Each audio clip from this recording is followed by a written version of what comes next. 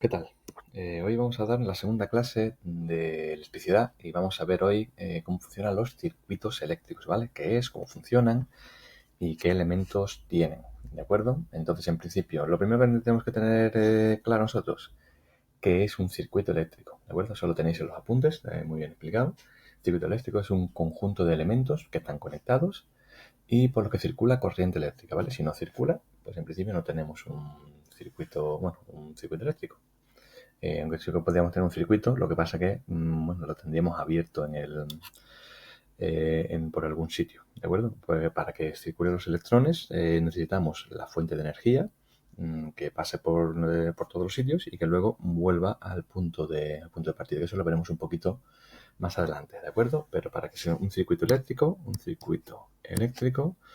necesito dos cosas. Necesito elementos eléctricos y que el circuito sea cerrado, ¿de acuerdo? Si no está cerrado, no nos vale, ¿vale? Porque si no está cerrado, no circula la corriente eléctrica. Entonces, todo circuito eléctrico que se precie necesita de varios elementos, ¿de acuerdo? Los elementos los vamos a dividir en dos, los obligatorios y los optativos. Los obligatorios son los que tienen que estar por narices y los optativos los que no tienen que estar por narices, pero que nunca están de más, ¿vale? Que suelen ser buena idea. Los obligatorios tenemos tres: generadores, tenemos conductores y tenemos receptores. Dentro de los optativos tenemos elementos de control y elementos de protección.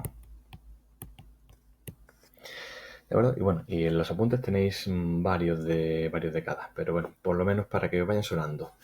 Vamos a ir aquí abajo, los generadores.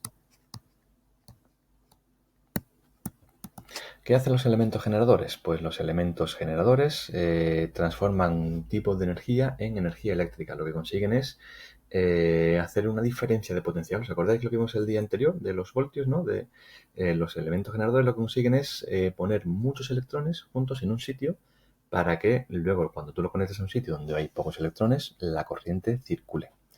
¿De acuerdo? Los elementos generadores pueden ser de varios tipos. Pueden ser pilas, pueden ser baterías, pueden ser un motor electrógeno, ¿de acuerdo? Puede ser incluso las centrales eléctricas, que serían como una pila, pero a nivel muy grande, ¿de acuerdo? Entonces los generadores sí que nos interesa una cosita que les pasa a ellos, ¿de acuerdo? Los elementos generadores tienen dos partes. Un generador tiene un ánodo y un cátodo.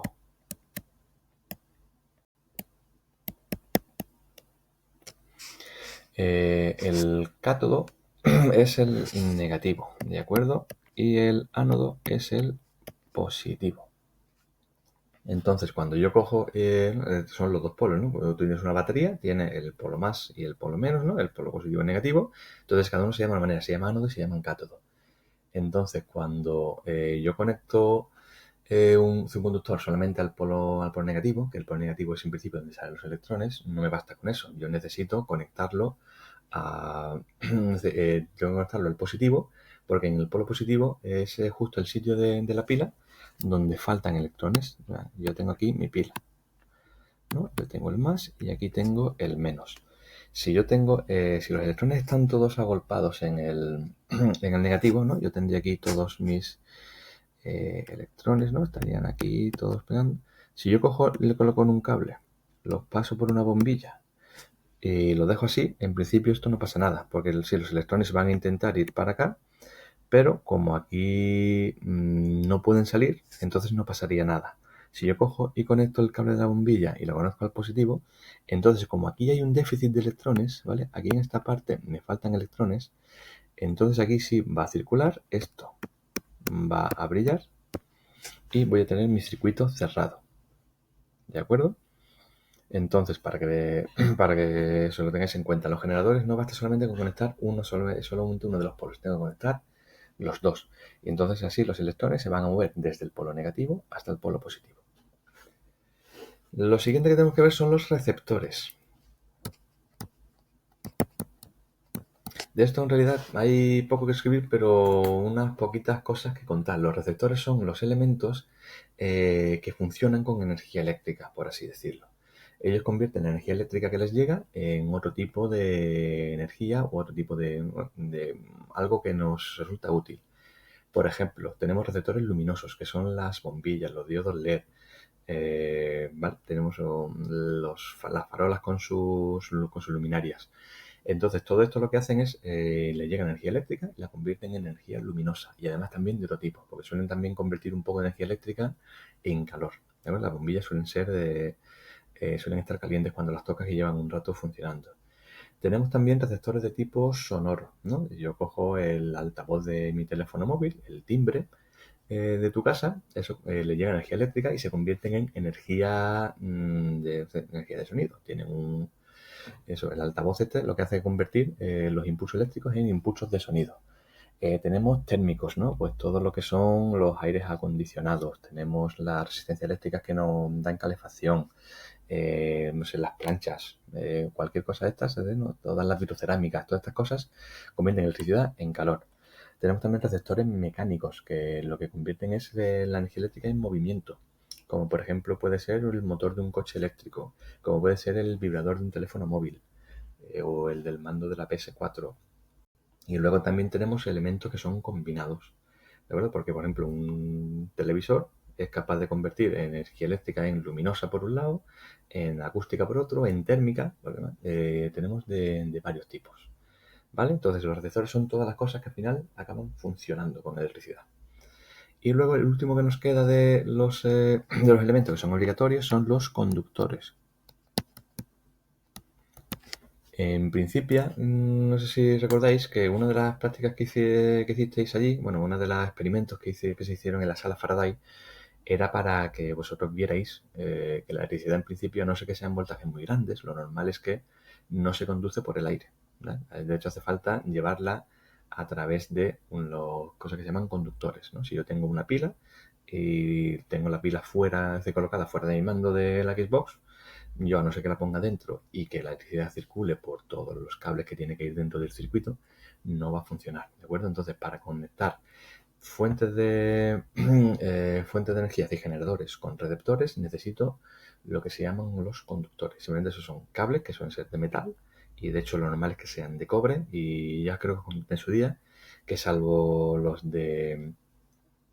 cables de alta tensión, que suelen ser de aluminio para que pesen menos, no es porque conduzca mejor, eso lo normal es que sean de cobre prácticamente.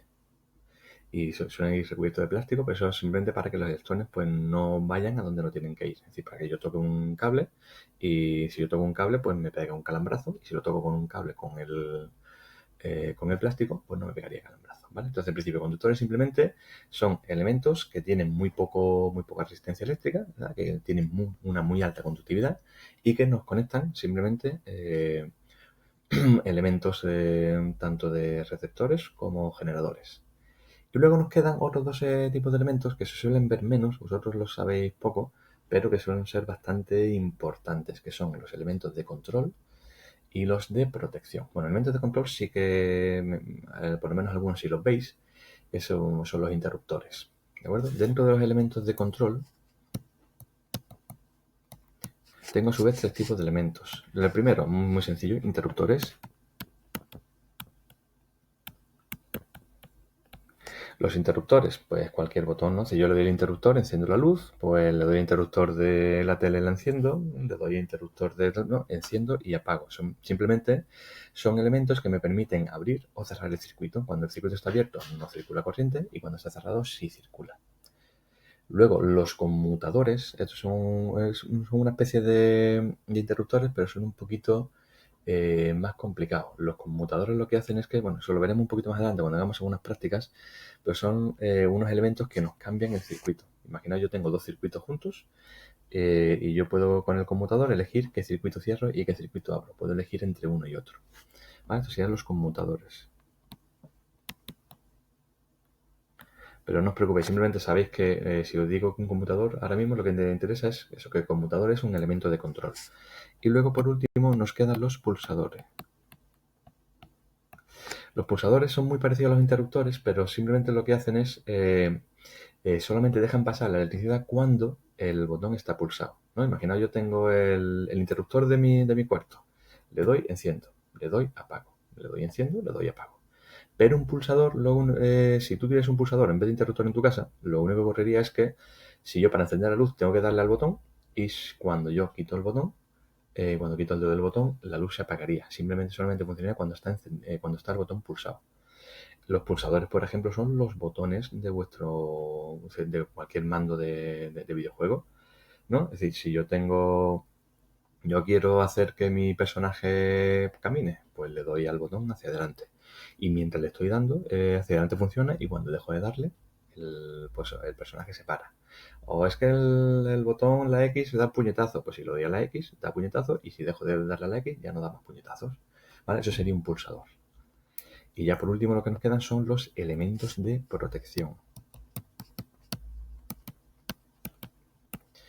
Esto imagino que los habréis visto, que suelen estar en la puerta de casa, justo al entrar, y vienen en una especie de cuadrito, ¿vale? Los elementos de protección son los que evitan un mal funcionamiento de la red que nos pueda hacer que se nos rompan nuestros electrodomésticos, ¿vale? Son los que nos protegen. Nos protegen de dos cosas, nos protegen de corrientes elevadas y de fugas. Entonces, bueno, lo importante, ¿cuáles son? Por un lado, los fusibles.